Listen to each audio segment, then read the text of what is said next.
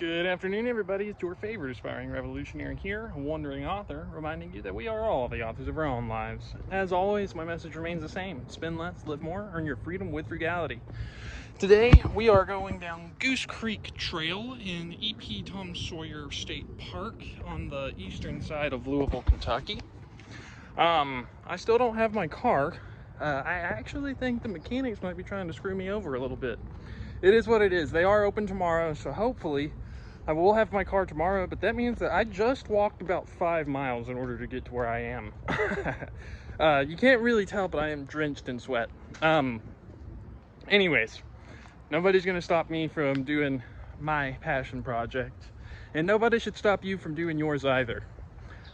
Today I've got just a little bit to talk about, continuing on with the downfall of the Roman Republic. So, as I mentioned yesterday, the early Roman Republic was characterized by very simple farmers, small landowners. Italy was primarily composed of small landowners. The conflict of the orders established a cohesive social structure that persisted for several hundred years. And it set the plebeians, the commoners, working class folk as we would call them today, on equal footing with the patricians, or like the upper class, rich people that's what we'd call them today. Now, the way they were able to exercise a lot of their power were by doing these things called plebeian secessios, which is basically just like a general strike. I think there's a really important lesson in that for all of us, which is whenever there are things going on in our society, really the best way that we could confront those is by withholding our labor. Now, after the Punic Wars, whenever Rome actually became a superpower and completely defeated Carthage with the help of Scipio Aemilianus, all of a sudden there was an unprecedented level of wealth that flowed into the early Roman Republic.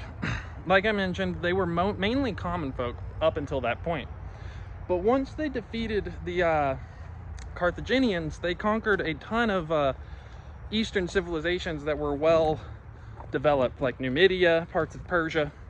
And all that wealth came in, and they completely changed the character of the Roman Republic.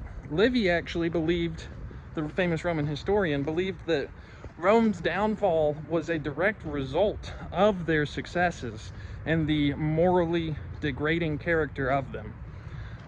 In other words, he believed that it was the fact that Rome became so rich and wealthy that they ended up becoming downfall. What happened was all of these small farms started to be purchased up by the senatorial class. The best parallel that we have with today would be kind of like during the 80s, whenever all the hostile takeovers started to take place. And that's continuing to today.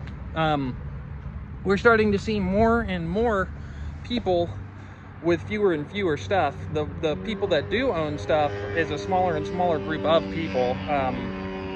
That inequality fueled a ton of strife in the Roman Republic, and I think we're starting to see similar effects today. Whenever a ton of people end up owning nothing in a country, they have no loyalty to it. Like, if you don't own anything in your own nation, then, like, why would you be loyal to that? What happened to the Romans was Marius came in, and he instituted the Marion Reforms that eliminated the property requirements to be a legionary. Now, that helped with their manpower problem when they were going to war against the Teutons, who were migrating down in the Cimbric migrations, but the issue was they were no longer loyal to the Roman state. They were loyal to an individual general.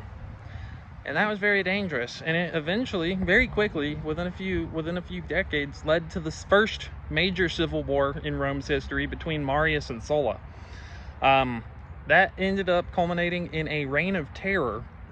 Now, before that happened, there were the Cronkite Brothers, and I've mentioned them briefly on some previous episodes I've done, but I'm going to go over them in detail tomorrow. Hopefully, I'll be able to get my car by the end of today, and I'll be able to post a video a little bit earlier than I have today. But anyways, as always, my message remains the same. Spend less, live more, earn your freedom with frugality. Yeah, don't let anything hold you back from doing your passion project. Even if you have to walk 5 miles, it's absolutely worth it. You just watched me did it. What are you guys doing in order to uplift, inspire, and support your community today? Because you're watching me, and this world isn't going to change unless we all do our part.